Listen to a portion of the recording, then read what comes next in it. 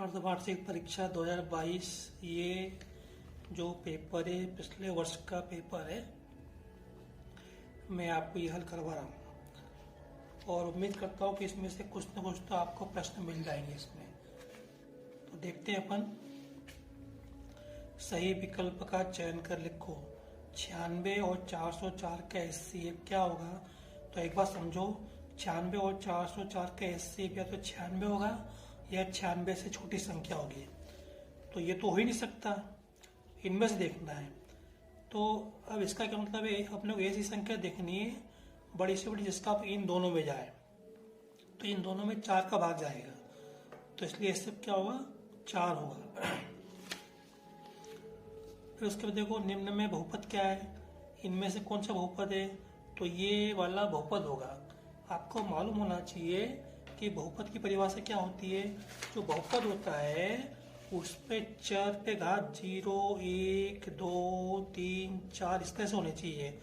जिस पे घातांक 1/2 हो, -1 हो, -2 हो, तो ये बहुपद में नहीं आता। वर्गमूल 2 हो तो ये बहुपद में नहीं होते। तो कहने का मतलब ये इसके ऊपर इस पे घातांक कितनी है? 1/2।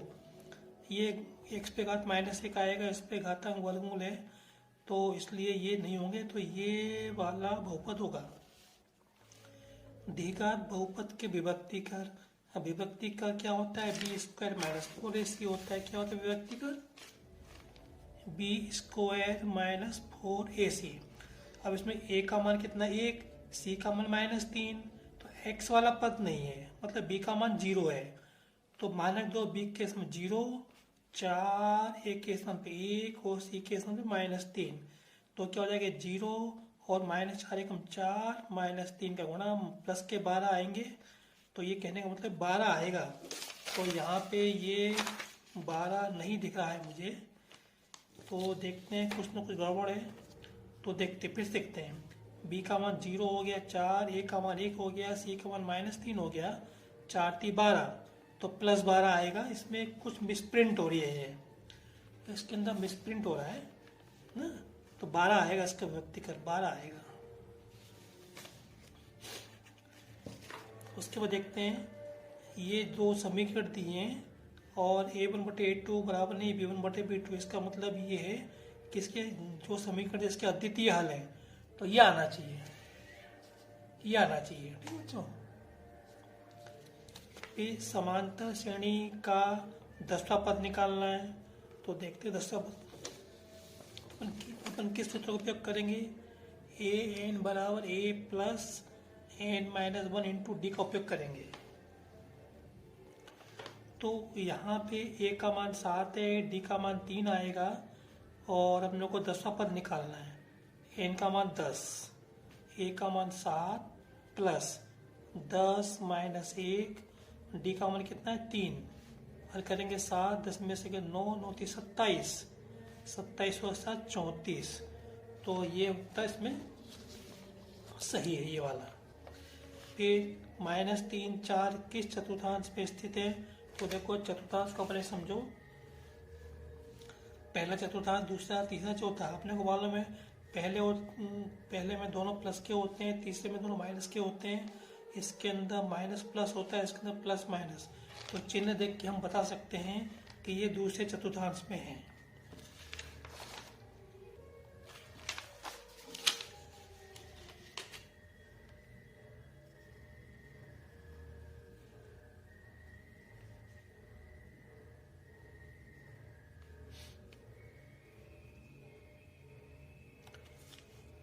ये स्पर्शरेखा है और ये त्रिज्या है। तो ये त्रिज्या स्पर्शरेखा के बीच में 90 डिग्री का कोण होता है। तो त्रिज्या स्पर्शरेखा पर लंब होती है। ये दो त्रिभुजों की भुजाएं समान अनुपात में हो तो त्रिभुज क्या होते हैं? समरूप होते हैं। किसी बिंदु की x अक्ष से दूरी उस बिंदु का कोटि कहलाती है।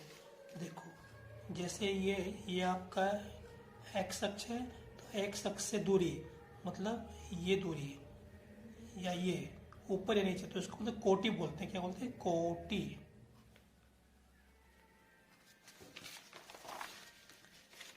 तो कोटि आएगा। y अक्ष पर स्थित किसी बिंदु का भुज क्या होता है, शून्य होता है। ये y अक्ष है, y अक्ष पे जितने भी बिंदु होंगे सबके लिए क्या होगा, x का मान 0 होगा, तो भुज शून्य होगा, भुज शून्य होता है। ये एक अपरिमेय संख्या है। किसी मीनार की छाया ऊंचाई के बराबर होती है तो उसका उन्नयन कोण 45 डिग्री होता है। गोले का आयतन, ये जोड़ियां हैं, गोले का आयतन कितना होता है, 4/3 पाई आर क्यूब। 1 धन टेन वर्ग थीटा होता है सेक वर्ग थीटा के बराबर। इसका संबंध से साइन 90 माइनस थीटा होता है कॉस थीटा, इसका संबंध से। हालांकि ये इस बार अपने कोर्स में नहीं है। कॉस थीटा बटे साइन थीटा क्या होता है, कॉट थीटा, इसका संबंध इससे है। वृत्त का क्षेत्रफल पाई आर वर्ग होता है, ये रहा। बेलन का आयतन पाई आर वर्ग एच होता है, तो ये रहा इसका। और ठीक है, तो इस तरह से ये जोड़ियां हो गई। फिर समांतर श्रेणी का एन व पद क्या होता है, अभी बताया था। ए एन बराबर a plus n, a n बराबर a plus n minus 1 into d. फिर आर एच एस समरूपता कसौटी लिखिए। क्या होती है, दो समकोण त्रिभुज में अगर एक त्रिभुज का, यदि दोनों त्रिभुज के किन्हीं दो समकोण त्रिभुजों में यदि उनके कर्ण का अनुपात और संगत भुजाओं का अनुपात बराबर हो तो दोनों त्रिभुज क्या होते हैं, समरूप होते हैं। सेक 60 का मान होता है, कितना होता है, 2 होता है। किसी बाहरी बिंदु से वृत्त पर 2 स्पर्श रेखा खींच सकते हैं। अब इसमें समीकरण दिया है, वर्ग समीकरण, इसके मूलों की प्रकृति। तो मूलों की प्रकृति निकालने के लिए हमको इसका क्या निकालना पड़ेगा, विभक्ति कर निकालना पड़ेगा। विभक्ति कर क्या होता है, बी स्क्वायर माइनस 4ac। तो यहाँ से a का मान 1, b का मान -3 और c का मान 5, ये मान यहाँ पे रख देता हूँ। तो -3 का वर्ग -4, a का मान 1 और c का मान 5, 3 का वर्ग 9, 4 एकम 4, 4 पंजे 20, तो 20 में से 9 गए तो 9 में से 20 गए -11। तो इसका जो विभक्ति कर क्या है, वो 0 से छोटा है। इसका विभक्ति कर क्या है, 0 से छोटा है, इसलिए इसके मूल के संग काल्पनिक होंगे या वास्तविक नहीं। खोखले बेलन के आयतन का सूत्र ये अभी अपने कोर्स में नहीं है यहाँ पे।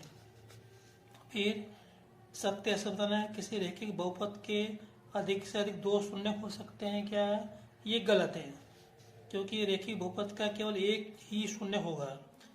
फिर वर्गमूल 2, 2 वर्गमूल 2, 3 वर्गमूल 2, 4, क्या एक समांतर श्रेणी है क्या, हाँ। कैसे मालूम करेंगे, ये पहला पद, दूसरा पद, तीसरा पद, चौथा पद। दूसरे पद में से पहला पद घटाओ, तीसरे में से दूसरा घटाओ, चौथे में से तीसरा घटाओ, तो हम देखेंगे कि इनका जो अंतर आता है, ये अनुपात, ये अंतर बराबर आता है। क्या आता है, वर्गमूल 2 अंतर आता है। तो ये समांतर श्रेणी में है सभी, है ना। तो ये जो कथन सत्य है। सभी समबाहु त्रिभुज समरूप होते हैं क्या, हाँ होते हैं। वृत्त की सबसे बड़ी जीवा त्रिज्या होती है क्या, नहीं, ये कथन असत्य है, क्योंकि सबसे बड़ी जीवा व्यास कहलाती है। क्षैतिज तल से नीचे को देखने पर दृष्टि रेखा क्षैतिज रेखा के साथ उन्नयन कोण बनाती है, गलत है, अवनमन कोण बनाती है। पाई का मान लगभग 3.526 होता है, नहीं होता, कुछ और होता है, ये मान नहीं होता पाई का। अब बाकी के